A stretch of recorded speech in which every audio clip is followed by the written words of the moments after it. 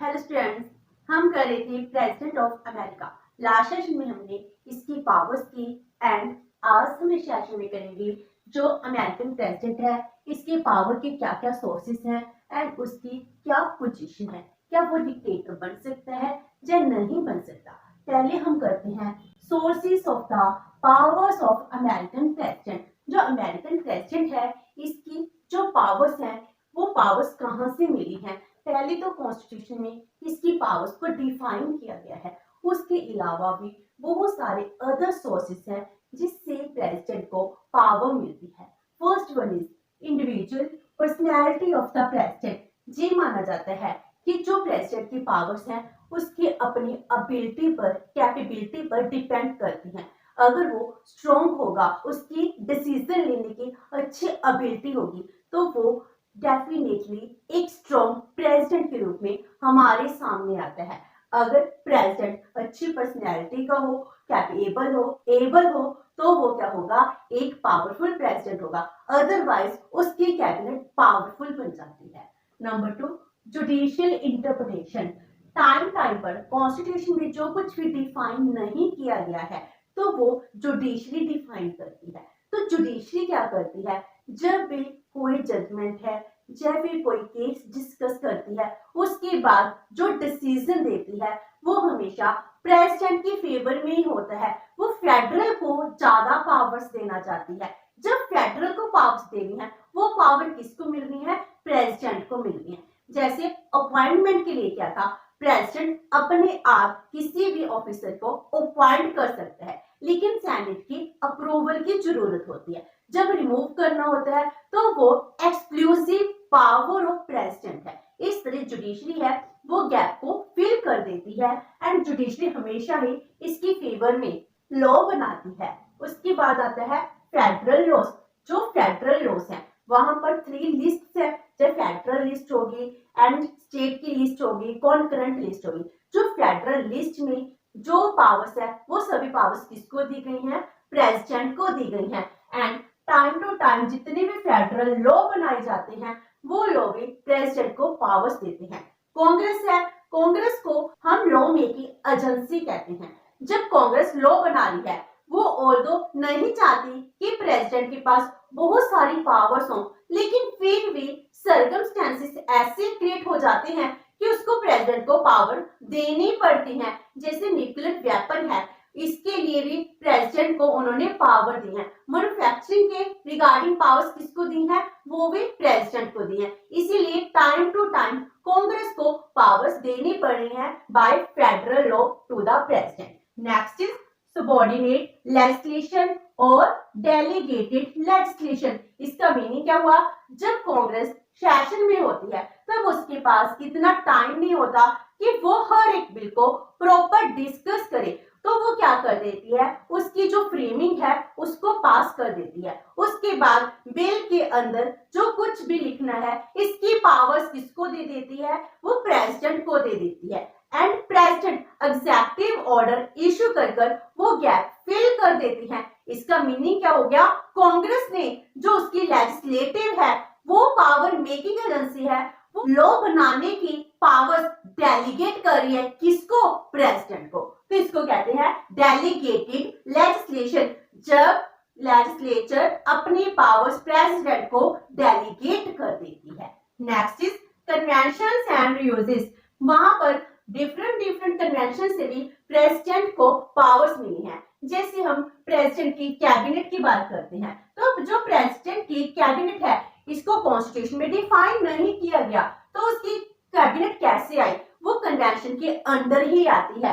तो कन्वेंशंस है, यूजेस है, ये भी प्रेसिडेंट को बहुत सारी पावर्स देते हैं। नेशनल इमरजेंसी, जब भी नेशनल इमरजेंसी की सिचुएशन होती है उस टाइम प्रेसिडेंट के पास बहुत सारी पावर्स हैं, ऑटोमेटिकली आ जाती हैं। जब इमरजेंसी के टाइम इनके पास बहुत सारी पावर आ जाती हैं, उसके बाद सभी की सभी पावर वापस नहीं की जाती हैं। तो इसका मीनिंग क्या हो गया, टाइम के साथ साथ प्रेसिडेंट की पावर्स हैं वो इंक्रीज होती जा रही हैं।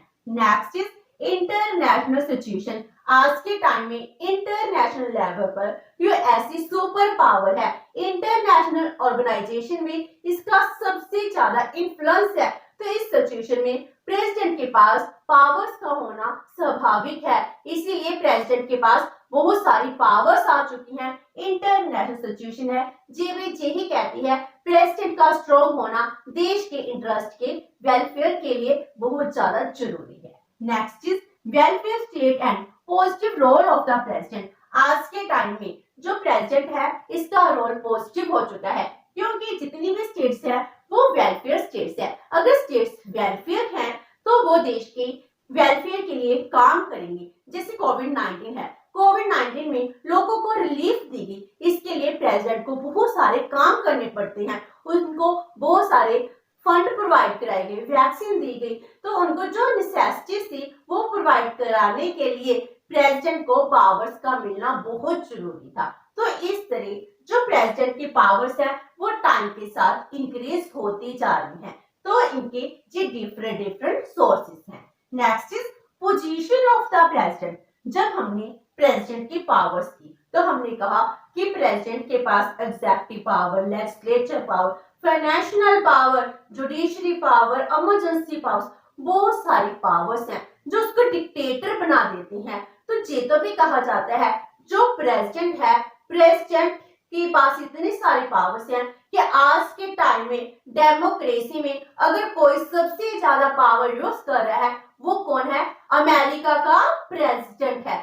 तो क्या अमेरिका का प्रेसिडेंट है वो डिक्टेटर बन सकता है? जी नहीं बन सकता। उसकी पोजीशन क्या है? तो इसका हम 2 पार्ट्स में करेंगे। President can become a dictator and second one is president can not become a dictator. First one is president can become a dictator. President dictator बन सकता है, वो कब बन सकता है? First one is American president is real executive head. जो America का प्रेसिडेंट है वो रियल एग्जेक्टिव हेड है। हमारे देश में भी प्रेसिडेंट है लेकिन वो नॉमिनल एग्जेक्टिव हेड है, लेकिन वो क्या है? रियल एग्जेक्टिव हेड है। सभी की सभी पावर्स प्रेसिडेंट के द्वारा ही यूज की जाती है। एडमिनिस्ट्रेशन सारा उसके अंडर ही होता है, सभी डिपार्टमेंट्स पर उसका ही कंट्रोल होता है। न्यूक्लियर वेपन पर उसका कंट्रोल है, वो आर्मी का कमांडर इन चीफ है, तो उसके पास एडमिनिस्ट्रेशन को रन करने के लिए बहुत सारी पावर्स हैं, जिस वजह से ये कहा जा सकता है कि इतनी पावर्स है कि वो डिक्टेटर भी बन सकता है। Next is leader of the Congress and chief legislator.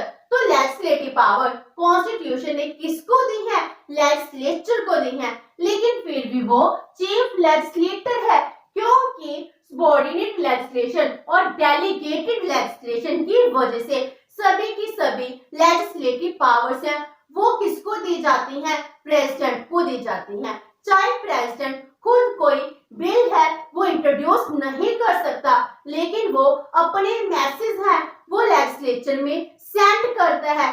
इस वजह से जो बिल है वो 3/4 कैसे होते हैं? जो प्रेसिडेंट के द्वारा सेंड किए जाते हैं। तो जो लॉ मेकिंग एजेंसी है, लेजिस्लेचर है, वो कौन से बिल बनाती है? जो बिल प्रेसिडेंट के द्वारा ही भेजे जाते हैं, तो वो चीफ लेजिस्लेटर भी हो गया। तो जो बिल है वो उसके अंडर ही होते हैं, और अगर वो सिग्नेचर नहीं करता तो बिल लॉ नहीं बन सकता है।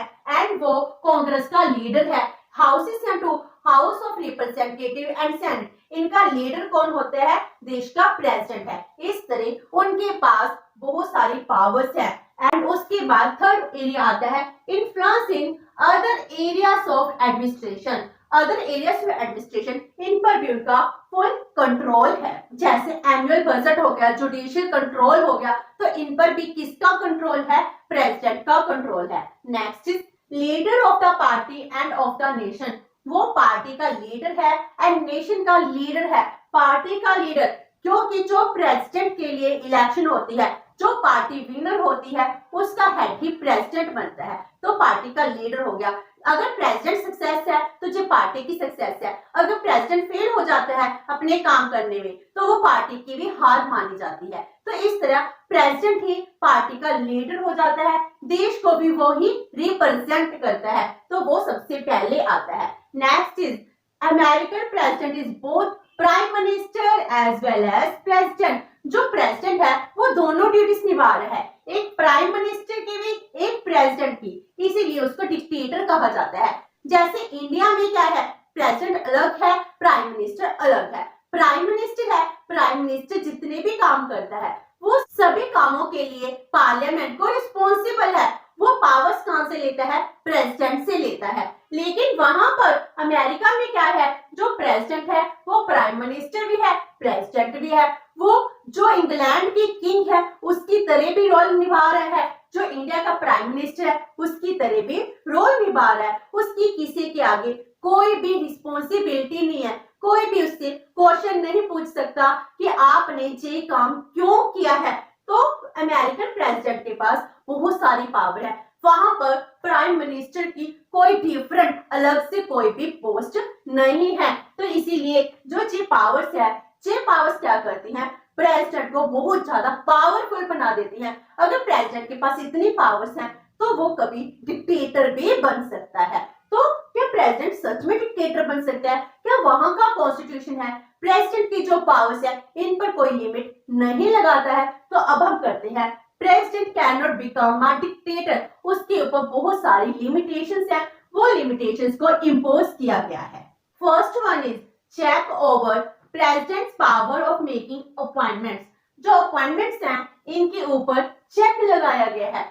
वहां पर चेक एंड बैलेंस के प्रिंसिपल के थ्रू प्रेसिडेंट के ऊपर बहुत सारे चेक्स इंपोज किए गए हैं। जैसे हम कहते हैं कि प्रेसिडेंट जितने भी हाई ऑफिसर्स हैं इनको खुद ही अपॉइंट करता है, लेकिन इसके ऊपर चेक क्या लगा दिया कि उसके लिए सेनेट की अप्रूवल बहुत जरूरी है। अगर सेनेट डिसअप्रूव कर दे तो वो अपॉइंटमेंट नहीं हो सकती। जैसे जॉर्ज बुश जब प्रेसिडेंट थे उन्होंने जॉन टावर को 1989 में डिफेंस सेक्रेटरी बनाने का काम किया, उन्होंने उनको अपॉइंट कर लिया, लेकिन सेनेट ने क्या किया, इस अपॉइंटमेंट को डिसअप्रूव कर दिया। इस तरह सेनेट का भी बहुत बड़ा रोल है। सेनेट क्या है, एक तरह से प्रेसिडेंट की जो अपॉइंटमेंट मेकिंग पावर्स होती है उस पर चेक लगाती है। Number 2, president can not declare war. जो वॉर है वो प्रेसिडेंट खुद अपने आप अकेला डिक्लेयर नहीं कर सकता, इसके लिए कांग्रेस की अप्रूवल बहुत जरूरी है। अगर कांग्रेस अप्रूव करती है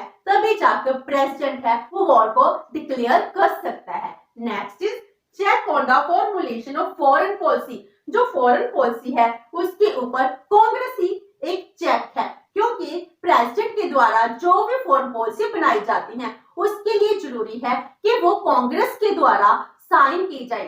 अगर कांग्रेस उनको अप्रूव करेगी तभी फॉरेन पॉलिसी इंप्लीमेंट होगी, अदरवाइज नहीं होगी। Next is check on treaty making power. जो प्रेसिडेंट है वो किसी कंट्री में ट्रीटी कर आते हैं, उसके ऊपर भी जो कांग्रेस है एक तरह से चेक का काम करती है। जैसे हम कहते हैं कि 1920 में जब प्रेसिडेंट ने क्या किया, ट्रीटी ऑफ वर्साइल है इसको सिग्नेचर किए, तो उसके बाद सेनेट को उसको डिसअप्रूव कर दिया। तो इसके बाद क्या होता है, जो अमेरिका है वो लीग ऑफ नेशन का मेंबर नहीं बन पाता है। जी किस वजह से हुआ, क्योंकि सेनेट ने उसको डिसअप्रूव कर दिया। तो उसकी ट्रीटी मेकिंग पावर है, लेकिन इस पावर पर जो सेनेट है एक बहुत बड़ा चेक है। Next is check on the power of removal. अगर रिमूवल के लिए प्रेसिडेंट के ऊपर कोई भी चेक नहीं लगाया गया तो वो जो सुप्रीम कोर्ट के जज हैं, इंडिपेंडेंट कमेटीज हैं, उनके मेंबर्स हैं, जो सिविल सर्वेंट्स हैं, सिविल सर्विस कोड के अंडर आते हैं, उनको वो रिमूव नहीं कर सकता है। Next is limitation on the legislative powers. जो उसको लेजिस्लेटिव पावर्स दी गई हैं उन पर भी लिमिटेशन इंपोज की गई है। जो प्रेसिडेंट है वो कांग्रेस की मीटिंग को अटेंड नहीं कर सकता है। जो प्रेसिडेंट है वो अपने आप कोई भी बिल इंट्रोड्यूस नहीं कर सकता है। इस तरह उसकी जो लेजिस्लेटिव पावर्स है उन पर भी लिमिटेशंस लगाई गई है। Control of Congress over money. जितना भी एडमिनिस्ट्रेशन को रन करने के लिए वो एक्सपेंडिचर करता है, उस एक्सपेंडिचर पर कंट्रोल किसका है, कांग्रेस का है। जैसे डोनाल्ड ट्रंप के टाइम में वो क्या कहते हैं, जो मैक्सिको बॉर्डर है वहां पर वो वॉल बनाना चाहते थे, लेकिन कांग्रेस ने उसके लिए अप्रूवल नहीं दी। उन्होंने कहा हम $28 बिलियन इस चीज के लिए नहीं दे सकते हैं। तो इस तरह वो अपनी मर्जी से एक्सपेंडिचर नहीं कर सकता। Next is actions of the president are subject to judicial review. वहां पर जुडिशरी सबसे सुप्रीम है, इंडिपेंडेंट है। अगर प्रेसिडेंट कोई भी काम करता है जो जुडिशरी के अकॉर्डिंग अनकॉन्स्टिट्यूशनल है, तो जुडिशरी क्या कर सकती है, उस एक्शन को अनकॉन्स्टिट्यूशनल एंड वाइड डिक्लेयर कर सकती है। Next is fix tenure of the president. जो प्रेसिडेंट है उसका टाइम पीरियड फिक्स्ड है, वो 4 इयर्स के लिए है। एंड 22nd अमेंडमेंट के थ्रू क्या कहा गया है कि एक प्रेसिडेंट है वो ओनली 2 टर्म्स के लिए ही प्रेसिडेंट बना रह सकता है। Next is president can be removed. जो प्रेसिडेंट है उसको बाय इम्पीचमेंट उसको रिमूव भी किया जा सकता है, तो प्रेसिडेंट को रिमूव कर सकते हैं। लेकिन आज तक अमेरिका की हिस्ट्री में किसी भी प्रेसिडेंट को रिमूव नहीं किया गया है। वहां पर 2 प्रेसिडेंट थे जिन पर इम्पीचमेंट मोशन है वो स्टार्ट हो जाता है, लेकिन कांग्रेस में वो पास नहीं हो पाता है। जो प्रेसिडेंट निक्सन है वो अपने आप ही रिजाइन दे देते हैं, इस डर से कहीं उन पर इम्पीचमेंट मोशन ना स्टार्ट हो जाए। जो इम्पीचमेंट मोशन है वो स्टार्ट होता है तो इससे बड़ी एम्बैरसिंग होती है, इसीलिए प्रेसिडेंट है वो इम्पीचमेंट मोशन से बहुत डरते हैं। तो इस तरह जो प्रेसिडेंट की पावर्स है इन पर चेक लगाया गया है। तो क्या हम इसको कंक्लूड कर सकते हैं कि प्रेसिडेंट के पास पावर्स हैं या नहीं है? तो हम यही कहेंगे जो प्रेसिडेंट है इन रियलिटी बहुत ज्यादा पावरफुल है। उसकी जो पावर्स है टाइम टू टाइम इंक्रीज होती जा रही है और उनकी पावर्स पर जितने भी चेक्स हैं वो बहुत कम है। तो उसकी जो इंटरनेशनल लेवल पर इमेज बनी है उसकी जो पावर्स हैं इस वजह से है। तो प्रेसिडेंट की पावर्स हैं वो सक्सेसफुल रहेगा या फेलियर में होगा जो उसकी पर्सनैलिटी के ऊपर डिपेंड करता है। तो सच में अगर पूरे वर्ल्ड में सबसे पावरफुल पर्सन कोई है तो वो है अमेरिका का प्रेसिडेंट। जो इंग्लैंड की क्वीन है वो भी इतनी पावरफुल नहीं है, उसकी जितनी भी पावर्स है वो नॉमिनल है, लेकिन प्रेसिडेंट की पावर्स रियल पावर्स हैं, वो अपनी सभी पावर्स खुद ही यूज करता है। तो विद दिस हमारा प्रेसिडेंट ऑफ अमेरिका ये टॉपिक कंप्लीट होता है। नेक्स्ट सेशन में करेंगे प्रेसिडेंट की कैबिनेट। होप सो कि आपको आज का सेशन अच्छा लगा होगा। अगर आपकी कोई क्वेरी है तो post it in the comment box and video अच्छी लगी तो please like and share with your friends. Thank you so much and have a nice day.